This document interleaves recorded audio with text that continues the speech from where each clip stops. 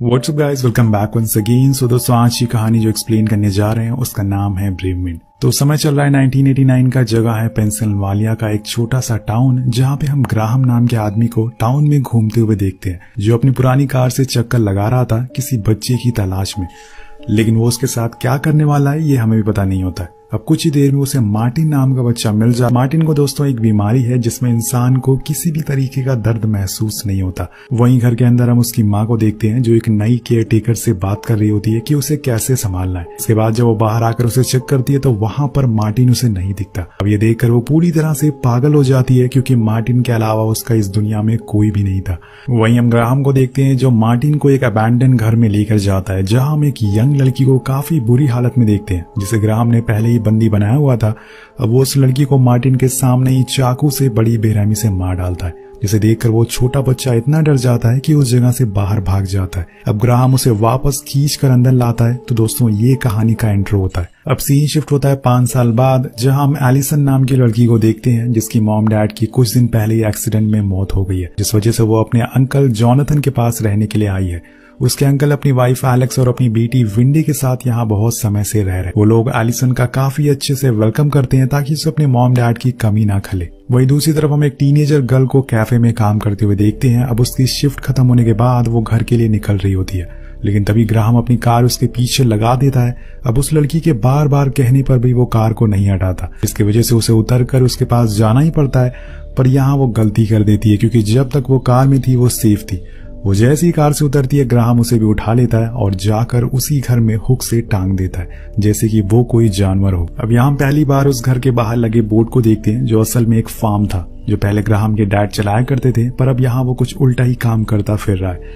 Next day morning में हम notice करते हैं कि उसके पास और भी लड़कियां हैं जिसे ग्राहम ने मारा है, पर ऐसा वो क्यों कर रहा है ये आपको थोड़ी देर में पता चल जाएगा। सीन कट होता है एलिसन पर, जो मॉर्निंग वॉक कर रही थी और कुछ ही देर बाद वो अबैंडन फार्म के बाहर से होकर गुजरती है, तो उसे उसकी विंडो पर मार्टिन खड़ा हुआ मिलता है। उसे देखकर रुक जाती है कि आखिर ये बच्चा इस कबाड़ में क्या कर रहा है, लेकिन बाद में उसे इग्नोर करके आगे बढ़ जाती है। अब उसके जाने के बाद ग्राहम मार्टिन को हटा लेता है। दरअसल उसका ये हर रोज का रूटीन होता है, ताकि जो भी लोग यहाँ से गुजरे वो मार्टिन को देखकर रुक जाए और वो बड़ी ही आसानी से उसे अपना शिकार बना सके। अब मार्टिन को एक चारे की तरह वो इस्तेमाल कर रहा था। अब एलिसन वॉक करते हुए काफी दूर आ चुकी थी, तो हेडफोन के चक्कर में उसे पीछे आते हुए ट्रक का हॉर्न भी सुनाई नहीं देता, जिससे उसकी जान जाते जाते बचती है।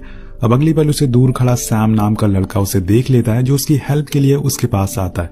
वो अपने घर से काफी दूर आ चुकी थी, तो सैम उसे लिफ्ट के लिए पूछता है। एलिसन पहले सोचती है कि अनजान से लिफ्ट क्यों लेना, पर थोड़ी देर बाद वो उसकी बाइक पर बैठ जाती है। अब रास्ते में उन दोनों में काफी बातें होती है, जिसमें वो अपने मॉम डैड के बारे में भी उसे बताती है कि कैसे उनका एक्सीडेंट हो गया था। यहाँ इन दोनों की दोस्ती हो जाती है और कुछ देर बाद उसका घर आ जाता है, तो एलिसन को ड्रॉप करके वहां से चला जाता है। लेकिन जॉनथन उसे सैम के साथ देख लेता है, जो कि उसे कुछ खास पसंद नहीं आता। दूसरी तरफ आज एक बार फिर ग्राहम मार्टिन के सामने एक लड़की को मार रहा था, पर वो डर के मारे वहां से भागकर एक रूम में छुप जाता है, जहां हम देखते हैं कि वहां के दीवारों पर बुल्स के स्केलेटन होते हैं, जो खुद ग्राहम ने लगाए हुए थे, क्योंकि उसे अपने ही बुल्स को मारना पसंद नहीं है। इसलिए उन्हें उनकी निशानी के लिए उनका कंकाल ही यहाँ पर लगा दिया। वो उनकी पूजा भी करता है और उनसे अकेले में बातें भी करता है। कुछ देर बाद वो आके मार्टिन को पकड़ लेता है और उसे बेसमेंट में बंद कर देता है, जो कि भागने की सजा होने वाली है। इसके बाद वो किचन में जाकर खुद के लिए चाय बनाता है और उसके हाथों में हम बहुत सारे चोटों के निशान भी देखते हैं, जो शायद लोगों को मारते हुए आए होंगे, या फिर ये सब उसके पास से जुड़ा हुआ है। या हम देखते हैं कि वो किसी साय से भी बात कर रहा है। अब कहानी आगे बढ़ती है। कुछ समय बाद एलिसन का स्कूल में एडमिशन हो जाता है, जो जॉनथन उसे ड्रॉप करने के लिए जाता है। बीच रास्ते में वो लोग उसी फार्म से होके गुजरते हैं। अब उसे देखकर एलिसन अपने अंकल से उसके बारे में पूछती है, तो वो बताते हैं कि ये सालों से बंद है, पर यहाँ एक ग्राहम नाम का आदमी रहता था, जो मेरी ही एज का है, पर वो कभी स्कूल नहीं गया। उसके डैड पहले यहाँ फार्म चलाते थे, जिसमें उसे हर दिन मार काट देखनी पड़ती थी, जिसके बाद उसने खुद को हमेशा के लिए यहाँ कैद कर लिया। अब ये सुनकर एलिसन कहती है कि मैंने तो यहाँ कल एक बच्चे को भी देखा था। तो अंकल कहते हैं कि काफी अजीब है, इस घर के अंदर आज तक कोई नहीं गया। अब वो इसके आगे कुछ और पूछ पाती कि तब तक उनका स्कूल आ जाता है। वहां ग्राहम मार्टिन को बाहर निकालता है और उसे नहला धुलाकर नए कपड़े पहना देता है, पर इसी बीच उसे कहता है कि मुझे तुम्हारे चुप रहने से नफरत है, इतना सुकून से कैसे तुम रह लेते हो। और ये बोलकर वो उसे गले से लगा लेता है और फिर जाने को कहता है। ग्राहम मार्टिन को दोस्तों यहाँ पर खुद की बेटी की तरह रखना चाहता था, जैसे उसके डैड ने उसे रखा था। वो सारी चीजें उसके साथ कर रहा था, पर फर्क इतना है कि उसके डैड जानवरों को काट देते हैं और ये इंसानों को। वहाँ एलिसन का स्कूल ऑफ हो जाता है तो जॉनथन का वेट करती है, पर उसे आने में देर हो गई थी, जिस वजह से वो अकेले ही घर आने लगती है। और यहाँ पर ग्राहम को एक मौका मिल जाता है, वो कार से उसका पीछा करने लगता है, लेकिन कुछ देर बाद एलिसन को भी पता चल जाता है कि कोई उसका पीछा कर रहा है, तो वो उसे बहुत सुनाती है, जिससे वो इस बारी वहां से चला जाता है। और कुछ ही दूरी पे उसे सैम मिल जाता है जो कार को ठीक कर रहा था, जिसके साथ वो बातें करने लगती है। लेकिन तभी सैम के डैड व्हील चेयर से गिर जाते हैं, जिसे देखने वो दोनों घर के अंदर जाते हैं। लेकिन दोस्तों वहां उसके डैड का बिहेवियर थोड़ा अजीब होता है, जिसे देखते हुए एलिसन घर से निकल जाती है। अब बीच में उसे एक बार फिर से वही फार्म दिखता है, लेकिन इस बारी वहां मार्टिन नहीं बल्कि ग्राहम खुद खड़ा हुआ था, जो एलिसन को बहुत ही अजीब तरीके से देख रहा होता है। अब वो उसे इग्नोर करके घर आ जाती है। अब सीन शिफ्ट होता है मार्टिन पर, जिसके सामने वही लड़की थी जिसे ग्राहम ने हुक किया हुआ था। वो उसकी तरफ चाकू लेके बढ़ता है, पर उसे भीख मांगती है कि उसे छुड़ा दे। अब मार्टिन सिर्फ 10 साल का था, किसी को तकलीफ में देखकर हर कोई उसकी हेल्प करना चाहेगा, तो यहाँ वो भी ऐसे ही करता है।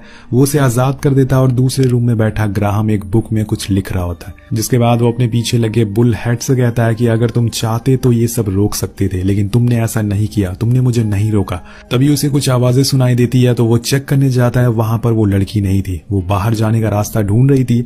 लेकिन दोस्तों ये फार्म एक भूल भुलैया जैसा होता है, घुमा फिरा के वो लड़की एक ही जगह आकर अटक जाती है और इसी बीच वहां ग्राहम भी आ जाता है, जिसे देखकर वो छुप जाती है।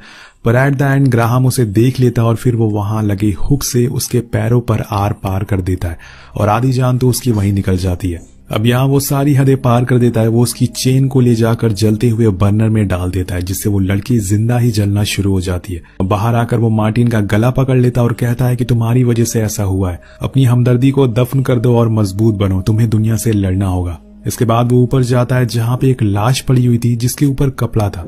वो उसे कहता है कि ये सब तुम्हारी वजह से हो रहा है, और तभी वो लाश हिलने लगती है, जिससे वो डर जाता है और वहां से चला जाता है।